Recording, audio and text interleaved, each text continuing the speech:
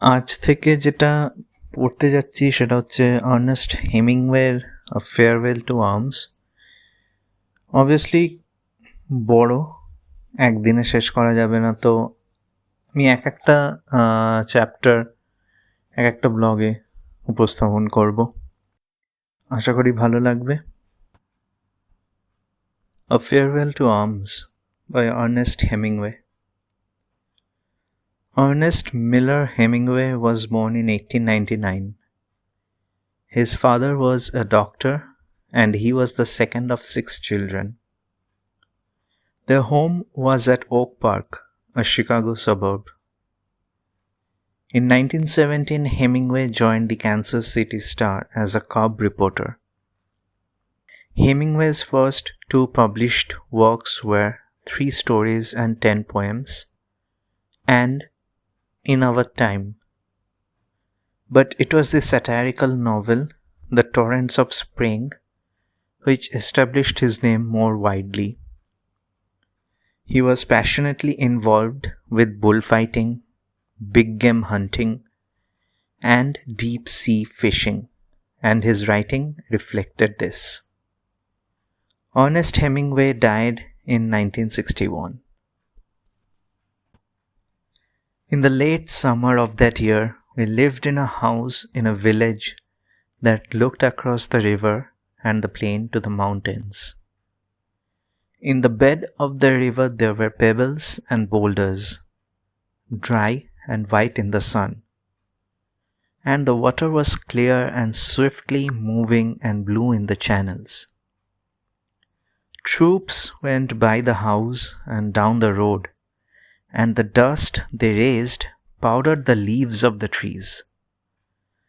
The trunks of the trees too were dusty, and the leaves fell early that year.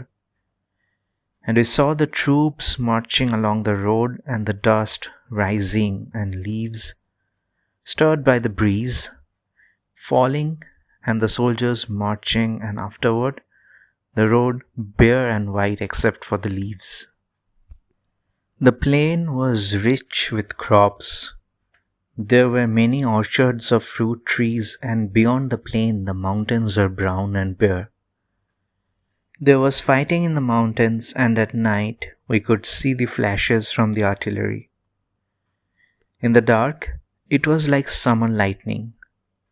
But the nights were cool, and there was not the feeling of a storm coming.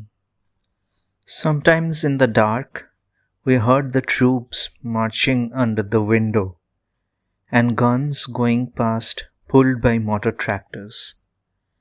There was much traffic at night, and many mules on the roads with boxes of ammunition on each side of their pack saddles, and grey motor trucks that carried men, and other trucks with loads covered with canvas that moved slower in the traffic. There were big guns too that passed in the day drawn by tractors. The long barrels of the guns covered with green branches and green leafy branches, and vines laid over the tractors. To the north, we could look across a valley and see a forest of chestnut trees, and behind it another mountain on this side of the river. There was fighting for that mountain too, but it was not successful. And in the fall, when the rains came, the leaves all fell from the chestnut trees, and the branches were bare, and the trunks black with rain. The vineyards were thin and bare-branched too, and all the country wet and brown and dead with the autumn. There were mists over the river and clouds on the mountain, and the trucks splashed mud on the road, and the troops were muddy and wet in the capes. Their rifles were wet, and under their capes the 2 leather cartridge boxes on the front of the belts, grey leather boxes heavy with the backs of clips of thin, long 6.5 mm cartridges, bulged forward under the capes so that the men passing on the road marched as though they were 6 months gone with child. There were small grey motor cars that passed, going very fast. Usually there was an officer on the seat with the driver and more officers in the back seat.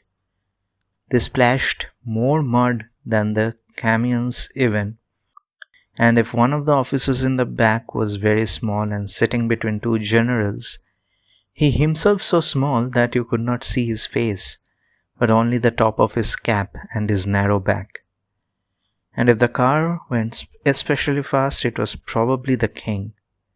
He lived in Udine and came out in this way nearly every day to see how things were going, and things went very badly.